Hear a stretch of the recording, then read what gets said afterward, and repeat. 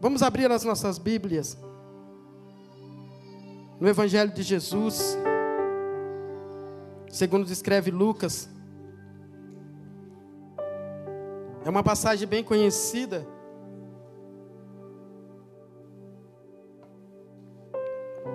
Lucas capítulo 7.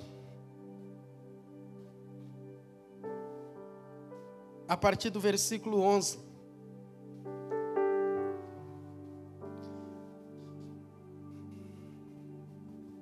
Lucas capítulo 7,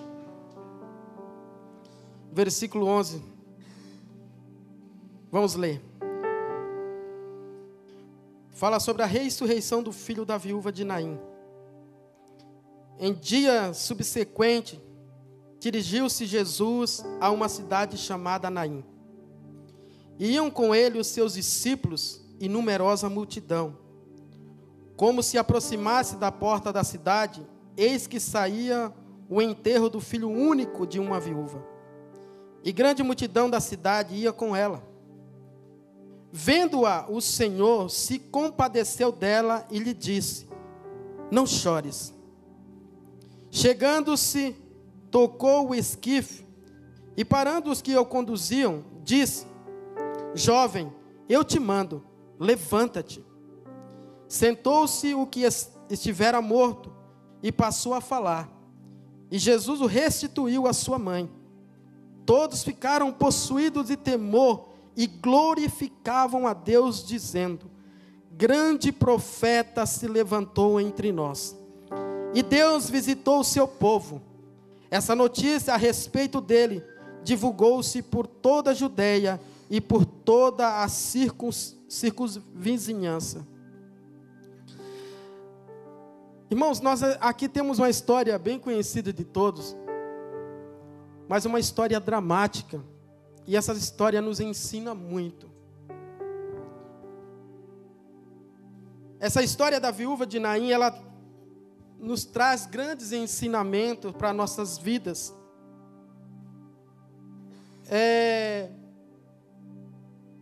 Aqui tinha uma viúva que estava indo enterrar o seu único filho.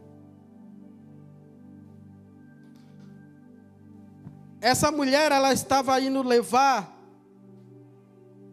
tudo que ela possuía, todo o seu sustento,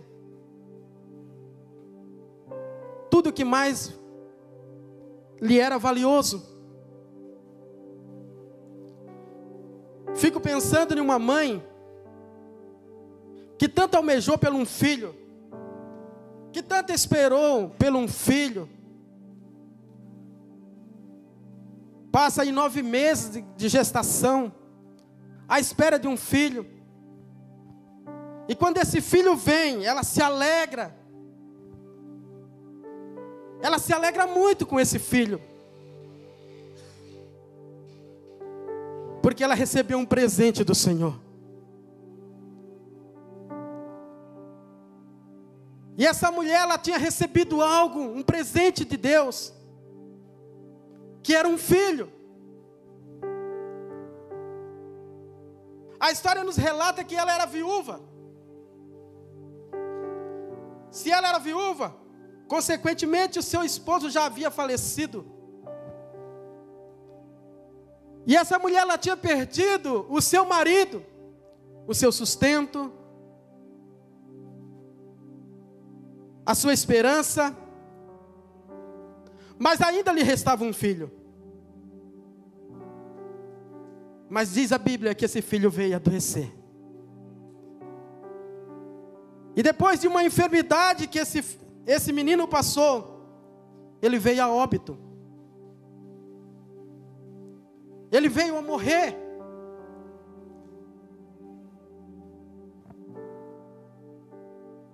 Se nós podemos entrar nessa história, a gente pode imaginar que acabou para a vida daquela mulher. Acabou o chão.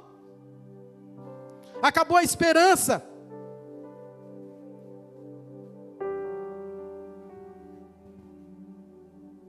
Acabou o futuro daquela mulher. tudo que ela imaginava, tudo que ela pensava, tudo que ela tinha por esperança estava no filho, porque seu marido já havia falecido. Ela depositou tudo agora no seu filho, ela depositou toda a sua esperança, todo o seu futuro naquele menino. E para quem não sabe, a história nos diz que naquela época uma viúva era muito difícil. Era muito difícil.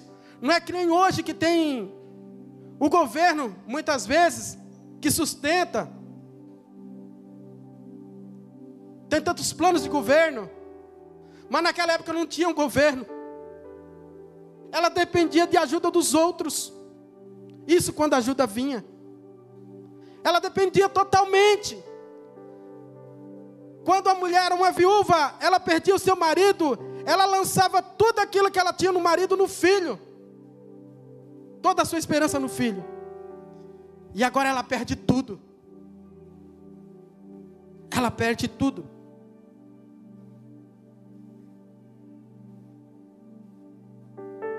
O texto nos diz que Jesus, ele, após ter curado um filho de um centurião, em Lucas capítulo 7, aí nos primeiros versículos, Jesus cura um filho de um homem que era muito rico, um centurião. Esse homem, ele fala para Jesus que bastava uma palavra dele, que o seu criado seria curado. Aquele homem não achou digno de que Jesus entrasse debaixo do seu telhado. Mas ele era um homem rico. Ele tinha soldados a seu comando. E Jesus, apenas com uma palavra lançada, ele cura a vida do seu oficial. Mas esta mulher, ela era pobre. Nós temos um contraste de alguém que clama a Jesus, para Jesus trazer cura para o seu criado, uma pessoa que era rica. Porém, nós temos o contraste de uma mulher que era pobre e viúva, que não clama. O centurião clama, sendo rico, e ela, sendo pobre, não clama.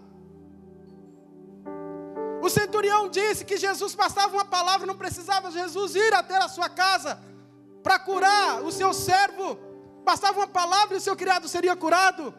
Mas esta mulher, ela, além de não clamar, Jesus vai ao seu encontro. Não foi como a situação do centurião, não foi Jesus não foi, aliás, o centurião não foi. O centurião que foi, aliás, ao encontro de Jesus, mas Jesus que vai ao encontro desta mulher. Porque as situações mais extremas, a do centurião era um homem rico, porém aquela mulher era pobre, então era uma situação diferente da outra. Era uma situação mais extrema.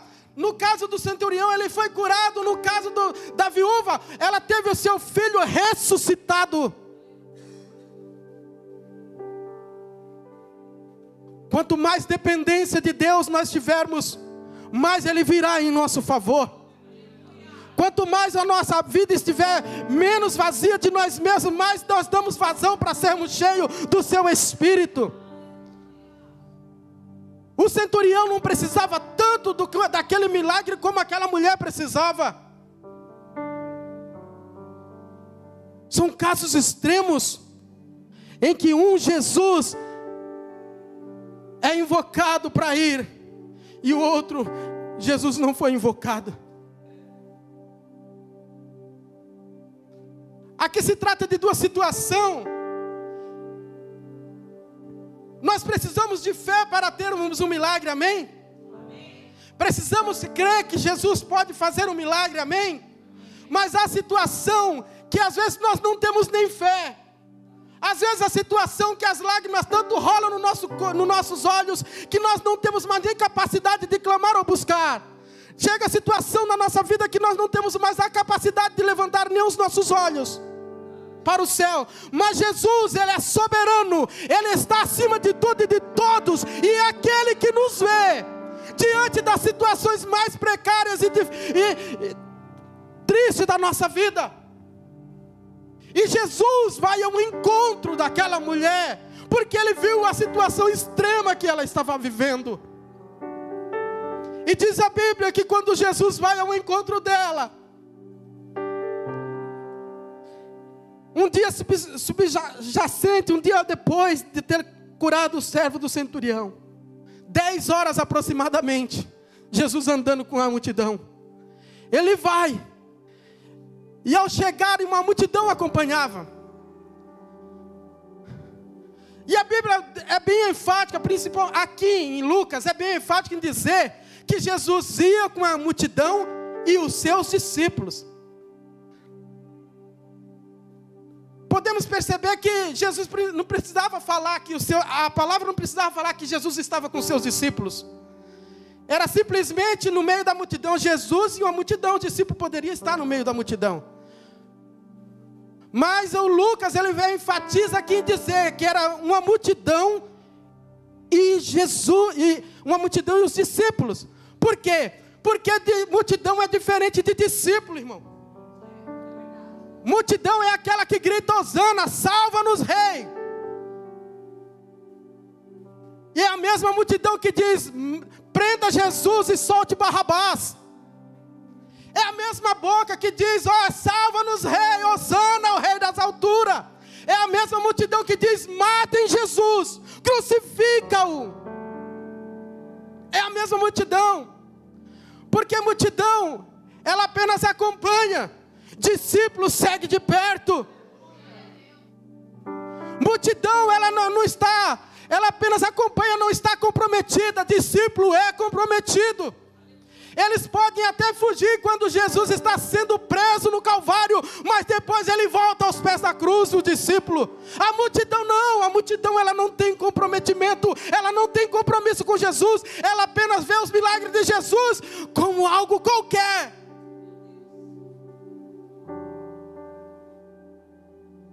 Mas o discípulo não. O discípulo de Jesus, ele está ao pé do mestre. A multidão ouve os conselhos de Jesus, a multidão ouve os ensinamentos de Jesus, e entra no ouvido e sai para o outro. O discípulo não, ele está aos pés do mestre, aprendendo com o mestre tudo aquilo que é falado sobre a vida eterna. Discípulo é diferente de multidão. A pergunta que não quer calar, de que parte você está, em que parte nós estamos, é dos discípulos ou da multidão? E essas multidões, querida, havia duas multidões, e uma multidão se encontra com a outra na porta da cidade. Quando o cortejo fúnebre estava saindo daquela multidão, ali havia partideiras, que eram mulheres que eram contratadas para chorarem, elas gritavam, choravam, mas elas não pagam para aquilo. E havia uma multidão de pessoas ali chorando, pranteando com a morte daquele menino. E de repente chega a multidão, ali está vindo uma multidão da morte, e de repente encontra com a multidão da vida. E as duas se encontram exatamente na porta. Se encontram exatamente na porta de Naim. Porque havia uma cultura naquela época que os cemitérios tinham que ficar fora da cidade. Não podia ser enterrado, porque havia contaminação numa pessoa morta, e não podia contaminar a cidade. Naim provavelmente era um vilarejo, não era uma cidade grande, era como se fosse uma cidade com uma porta só. Eu lembro que quando eu morava no interior, eu fui numa cidade tão pequena, que você entrava numa rua e voltava na outra, já acabou a cidade. Uma porta só. Naim era assim, era um vilarejo, era uma porta. E eles estão em encontro exatamente na porta de Naim. Uma multidão da morte e uma multidão da vida. Uma carregava um fúnebre, um caixão, um cortejo fúnebre. O outro carregava, levava, estava no meio dela Jesus, o príncipe da vida. A morte era o terror, mas Jesus vinha como príncipe da vida. E de repente aquelas duas multidões se encontram. E antes que aquela pessoa saia para enterrar aquele menino, elas têm um encontro com Jesus.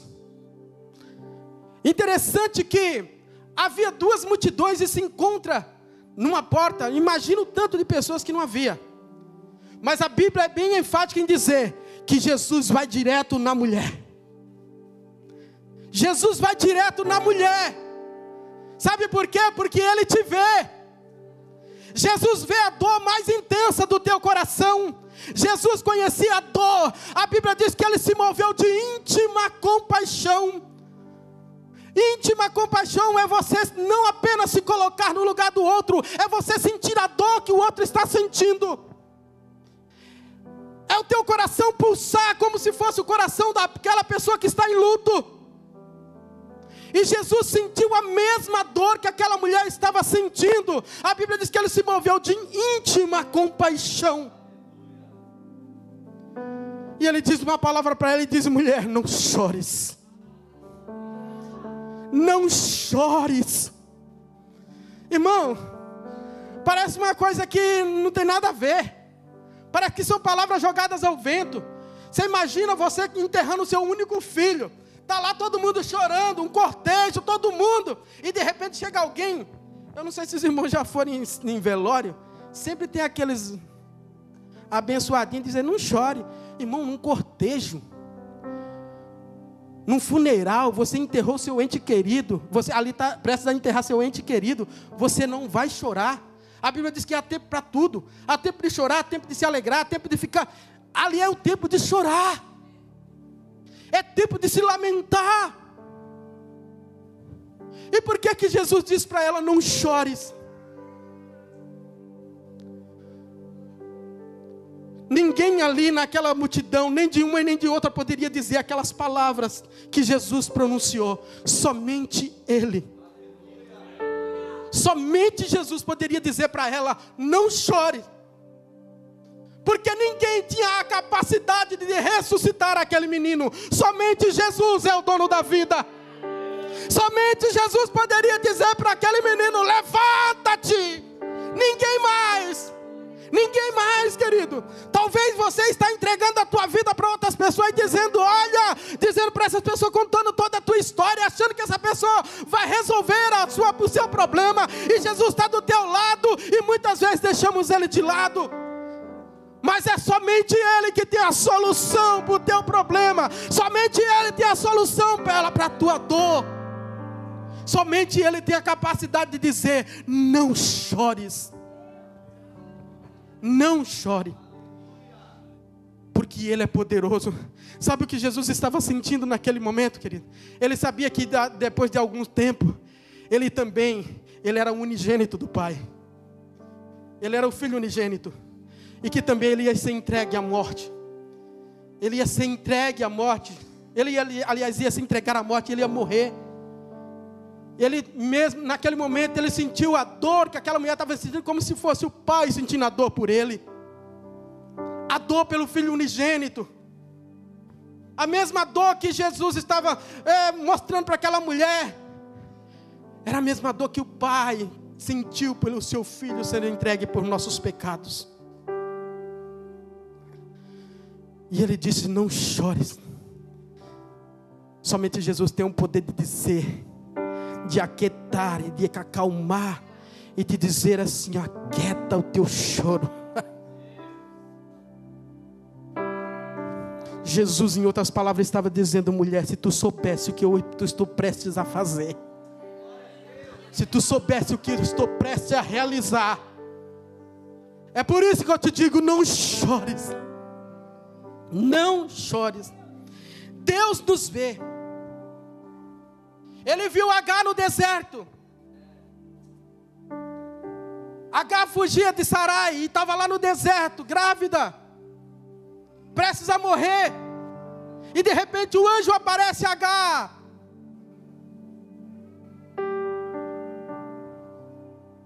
E depois de uma conversa que ela teve com o anjo, ela diz umas palavras e diz assim: Deus é o Deus que me vê. Deus é o Deus que me vê. Talvez você entrou aqui dizendo: olha, Deus não tem esquecido de mim. Deus tem esquecido da minha dor, Deus tem esquecido do meu problema, Deus tem esquecido disso, Deus tem se esquecido daquilo. Eu quero te dizer em nome do Senhor Jesus Cristo, aleluia, levanta a tua mão para o céu, aleluia, Ele não te esqueceu, Ele é o Deus que te vê, Ele é o Deus que te vê, aonde você estiver, no teu luto, na tua dor, no teu sofrimento, no momento de escassez, Ele está te vendo, e basta uma palavra dEle, e tudo vai mudar na sua vida. E Ele te vê. Jesus também, Ele é a fonte da nossa esperança. Ele é a fonte da esperança da igreja. Quando Ele diz para aquele jovem: eu te digo, mancebo, jovem, levanta-te. Diz a Bíblia que aquele menino levanta e senta e começa a falar. Ele começa a falar. Ele começa a produzir palavras. E Jesus pega, e diz a Bíblia que Ele pega aquele menino e restitui a sua mãe. Lembra do que eu falei? A esperança daquela mulher tinha acabado, tinha desvanecido. Mas Jesus agora está trazendo a esperança novamente, dizendo: olha, aqui está a tua esperança. Jesus é a nossa esperança.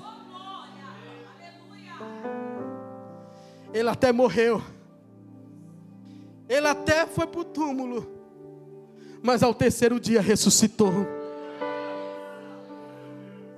Aleluia! Jesus estava dizendo, em outras palavras, para aquela mulher: olha, eu vou morrer, e o terceiro dia eu vou ressuscitar, mas o teu filho vai viver, e a minha vida eu estou entregando por ele. Tenha esperança. Tenha esperança.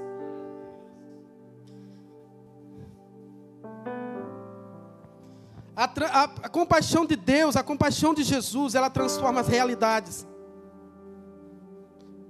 Transforma realidades, irmão. A compaixão de Deus transforma a minha e a sua realidade. Qual a realidade que você está vivendo hoje? Qual o problema que você está vivendo hoje? Você não vê solução? Você não vê saída? Jesus é o Deus da compaixão. É o Deus que tem compaixão de mim, de você. E Ele pode transformar a tua realidade. Ele pode transformar, irmão. Ele transformou o luto daquela mulher em alegria. Ele transformou a tristeza e o desespero daquela mulher em alegria, em esperança. O que Ele não pode fazer por mim e por você? O que Ele não pode realizar por nós? Outra coisa, milagres também transformam a vida de outras pessoas.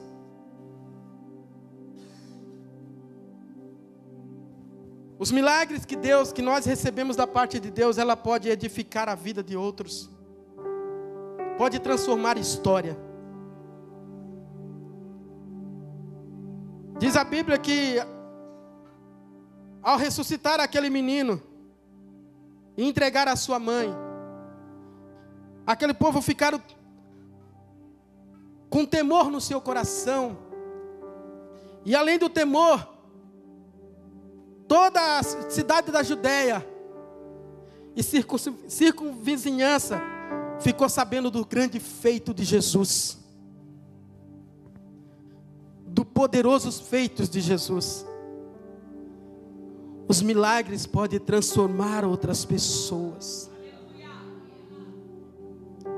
Quantos milagres Deus tem realizado na sua vida? Não cesse de contá-los. Não cesse de anunciá-los. Através do milagre que Deus fez na sua vida, você pode salvar outras pessoas. Você pode edificar a vida de outras pessoas. Pessoas podem conhecer a Deus através do milagre que Deus fez na sua vida. E sabe qual é o maior milagre que Ele fez na minha e na sua vida? Foi nos salvar da nossa vil maneira de viver. Ele nos salvou quando nós estávamos mortos em nossos delitos e pecados. E você tem falado de Jesus. Nós temos anunciado Jesus. Nós temos falado do grande amor, da compaixão que Ele tem pelas almas. Jesus continua o mesmo, irmão. Ele continua sendo Deus da compaixão. Essa mulher não clamou, mas Jesus foi ao encontro dela. Essa mulher não precisou gritar, mas Jesus foi ao encontro dela, porque Ele é soberano. Ele faz o que Ele quer. Ele tem todo o poder nos céus e na terra. É Ele que decide, não é eu e não é você. Aleluia, é Ele. Ele que decide. Romanos, se eu não me engano, capítulo 3, diz que ainda que nós sejamos incrédulos, Ele continua sendo fiel. Ele não muda, meu irmão. Ele não muda, Ele é Deus. Ele é Deus da compaixão. Ele é o Deus que transforma.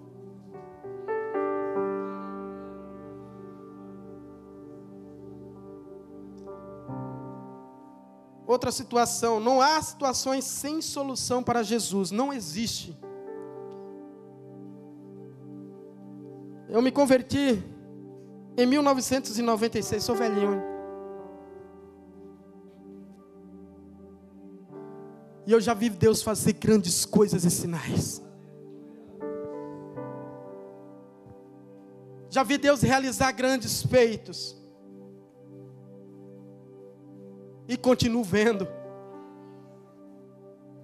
Sabe por quê? Porque Ele não mudou. Ele continua sendo Jesus. O mesmo Jesus que em meio a uma multidão, uma mulher sai no meio daquela multidão e toca na orla do seu manto. E ao tocar na orla do seu manto, ela é completamente curada de um fluxo de sangue. É o mesmo Jesus que tem compaixão e misericórdia de um cego de nascença. É o mesmo Jesus que tem compaixão e misericórdia de uma multidão que estava sem pastor. É o mesmo Jesus que tem misericórdia e compaixão, aleluia, de mim e de você aqui nesta noite. Ele não mudou, Ele continua o mesmo. Ele continua fazendo milagres. Se você não percebeu, perceba. Abra o teu entendimento e os teus olhos espirituais, para que vejam o que Deus está fazendo nos nossos dias.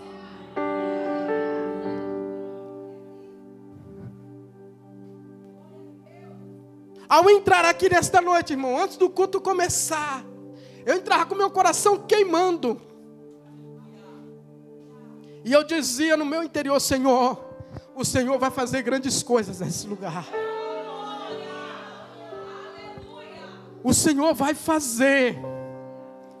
Porque eu não sirvo um Deus que só curou no passado.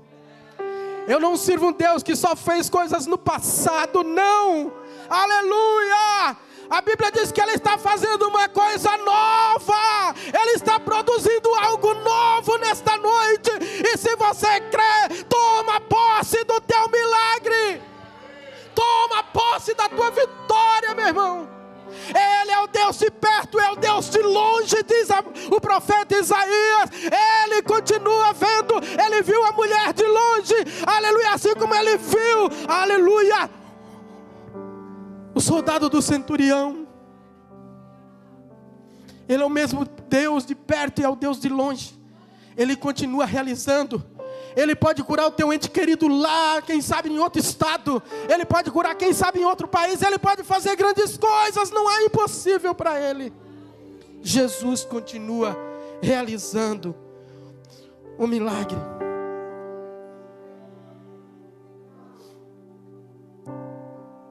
Gostaria que você se colocasse de pé.